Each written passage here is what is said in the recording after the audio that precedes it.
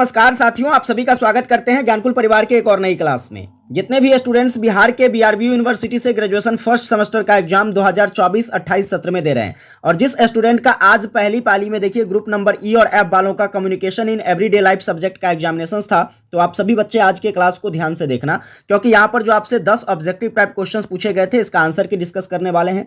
साथ में देखिए तो जिस बच्चों का अभी तक एग्जामिनेशन नहीं हुआ है उन सभी बच्चों के लिए भी ये क्लास काफी ज्यादा इंपॉर्टेंट रहेगा, क्योंकि यहाँ पर जितने भी क्वेश्चन पूछे गए थे निश्चित तौर पर आपके पेपर में भी पूछा जाएगा। तो आप लोग इस सभी क्वेश्चंस को अच्छे से तैयार कर लीजिएगा जब तक आपका पेपर आने वाला है। ठीक है, तो आइए हम लोग सेशन को कंटिन्यू करते हैं। एक बार आप लोगों ने सेशन को शेयर नहीं किया है तो अपने सभी दोस्तों को जरूर शेयर कर दीजिए, ताकि जिस बच्चों ने एग्जाम दिया है अपना आंसर की मैच कर सकेंगे और जिस बच्चों का एग्जामिनेशन आना शेष है वो बच्चे अपनी तैयारी कर सकेंगे। सेशन को लाइक नहीं किया तो लाइक कर लीजिएगा और अंत में आप भी चैनल पर नए हैं तो सब्सक्राइब करके नोटिफिकेशन बेल को जरूर ऑन कीजिएगा। चलिए क्वेश्चंस को देखते हैं।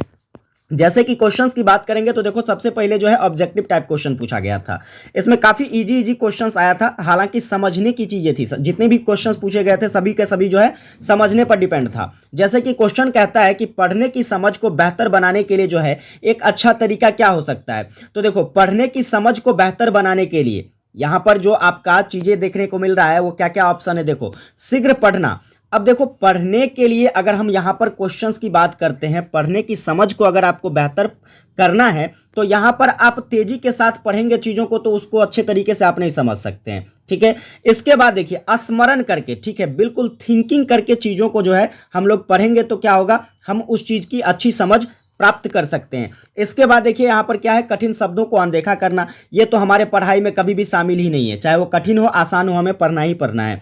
इसके बाद बिना रुके पढ़ना, ये भी कोई एक तरीका नहीं होता है, अर्थात जो है आपका स्मरण करके पढ़ना क्या हो जाएगा, यहां पर right answer option number second हो जाएगा। चलिए अगला सवाल देखते हैं। आपका जो नेक्स्ट नंबर क्वेश्चन यहां से कह रहा है बच्चे कि प्रभावी लेखन के लिए महत्वपूर्ण तत्व माना जाता है, मतलब जो आपका इफेक्टिव राइटिंग है उसमें आपका कौन सा चीज महत्वपूर्ण है। तो सिंपली यहां पर देखिएगा जटिल शब्दों का प्रयोग करना ये तो बिल्कुल नहीं आएगा।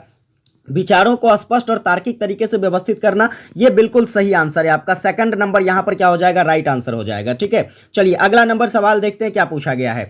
अगला नंबर सवाल कहता है कि संक्षेप मूल पाठ से अत्यंत क्या होता है, डैश होना चाहिए। कहने का मतलब जो आप संक्षेपण किसी भी चीजों का करते हैं तो वह जो आपका मूल अवतरण है, मूल पाठ है, क्या उससे कैसा होना चाहिए, बहुत बड़ा होना चाहिए, ठीक है, या फिर जो है बहुत अलग होना चाहिए, बहुत छोटा होना चाहिए, या फिर कह रहा है कि आपकी जो है शब्दावली में बेहतर होने चाहिए। तो आपका जो राइट आंसर हो जाएगा बच्चे यहां पर क्या हो जाएगा, ऑप्शन नंबर चौथा हो जाएगा।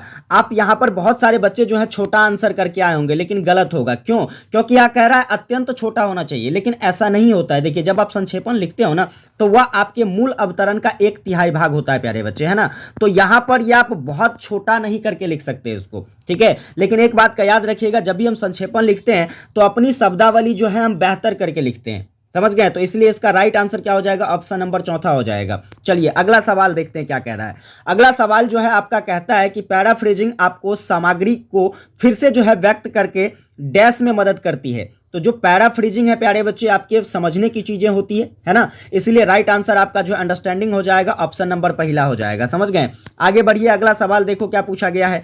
अगला नंबर सवाल यहां पर कह रहा है कि करीब से पढ़ाई करते समय पाठक को लेखक की डैश को समझना चाहिए ताकि पाठ के उद्देश्य को जाना जा सके।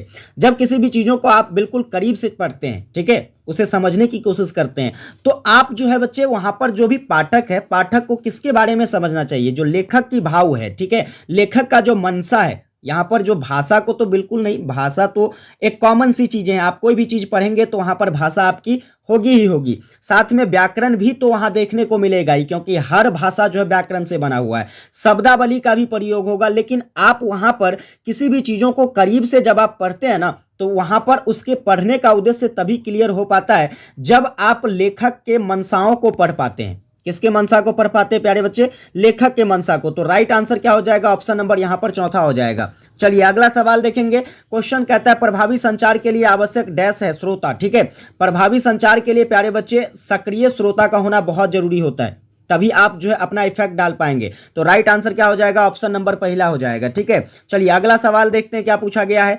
अगला नंबर सवाल कहता है कि संचार प्रक्रिया में वह व्यक्ति जो संदेश भेजता है, तो भेजने वाला सेंडर, दैट मींस प्रेषक। ऑप्शन नंबर क्या हो जाएगा, चौथा बिल्कुल सही है। वहीं पर अगर प्राप्तकर्ता की बात करेंगे तो आपका रिसीवर हो जाएगा। देखिए अगला नंबर सवाल यहां पर पूछा गया है कि संचार प्रक्रिया में वह व्यक्ति जो संदेश प्राप्त करता है उसको हम लोग रिसीवर कहते हैं। राइट आंसर क्या हो जाएगा? ऑप्शन नंबर तीसरा हो जाएगा। समझ गए?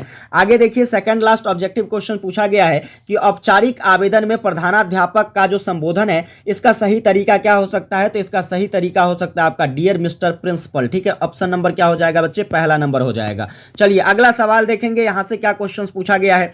तो अगला नंबर क्वेश्चंस बच्चे यहां पर कह रहा है कि औपचारिक, ठीक है, औपचारिक आवेदन में विषय पंक्ति जो है इसका क्या उद्देश्य है? ठीक है, विषय पंक्ति का उद्देश्य क्या है? तो चलिए विषय पंक्ति के उद्देश्यों की बात करेंगे प्यारे बच्चे, तो आपका हो जाएगा टू ऐड फॉर्मल गेटिंग। ठीक है, तो यानी कि औपचारिक अभिवादन। तो राइट आंसर क्या हो जाएगा? ऑप्शन नंबर आपका चौथा हो जाएगा। तो इस तरीके से देखिए तो कुल 10 ऑब्जेक्टिव टाइप के क्वेश्चन पूछे गए। मैं उम्मीद करूंगा कि आप लोग यहां से 10 क्वेश्चन मैच कर लिए होंगे और आपने कितना क्वेश्चन सही किया है एक बार कॉमेंट करके हमको जरूर बताइएगा। ठीक है, अब आइए देखते हैं शॉर्ट टाइप क्वेश्चन और लॉन्ग टाइप क्वेश्चन किस टाइप का पूछा गया था। हालांकि काफी इजी क्वेश्चन पूछा गया। देखो सबसे पहले सेंडर के बारे में पूछा गया है, फिर संवाद की शैली के बारे में पूछा गया है, नोटिस लेखन के बारे में पूछा गया, पैराफ्रेजिंग के बारे में पूछा गया। सब क्वेश्चन काफी इजी क्वेश्चन है। संक्षेपण पूछा गया है ना, प्रभावी प्रतिक्रिया पूछा गया। सारे के सारे क्वेश्चन इजी है, 6 के 6 क्वेश्चन। इसमें से आप लोग 4 क्वेश्चन जरूर बनाए होंगे, एक बार कॉमेंट करके बताइएगा। आगे देखिए लॉन्ग टाइप क्वेश्चन क्या है बच्चे। लॉन्ग टाइप क्वेश्चन की बात करेंगे तो आधुनिक समय में तकनीक का महत्व जो है, शीर्षक पर क्या करना है आपको? एक लेख लिखना था, निबंध लिखना था। ठीक है, कि वर्तमान समय में जो है आपके तकनीक का क्या महत्व है, टेक्नोलॉजी का जो बच्चे क्या इंपॉर्टेंस है, इसके बारे में पूछा गया था। फिर चलिए अगला नंबर यहां पर देखो, कहता है कि अपनी बहन के पास एक पत्र लिख करके जो है उसके पदोन्नति पर क्या दो? उसको बधाई दो। यानी कि अपनी बहन को एक पत्र लिखना था जिसमें उसकी जो है प्रमोशन हुई है, प्रमोशन के लिए उसको क्या करना है? बधाई पत्र लिखना है।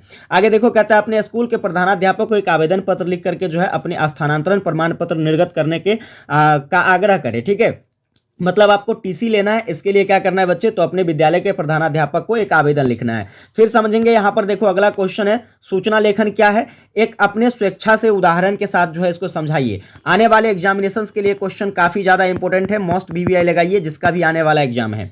फिर देखो सार्वजनिक भाषण और संवाद में क्या अंतर है, ये भी मोस्ट वीवीआई लगा लो जिसका आने वाला एग्जाम है। मतलब काफी इजी टाइप के क्वेश्चन पूछे गए थे। मैं उम्मीद करूंगा बच्चे आप लोगों ने पेपर बहुत अच्छे तरीके से दिया होगा, एक बार कमेंट करके बताइएगा। विशेष आज का जो सेशन है काफी हेल्पफुल लगा हो आपको, तो चैनल पर नए सब्सक्राइब नहीं किए तो सब्सक्राइब करके नोटिफिकेशन बेल को ऑन कर लीजिएगा। सेशन को लाइक नहीं किए तो लाइक करके अपने सभी दोस्तों को शेयर कीजिएगा। ठीक है, विशेष मुलाकात करेंगे आप लोगों के साथ नेक्स्ट सेशन में, तब तक के लिए जय हिंद।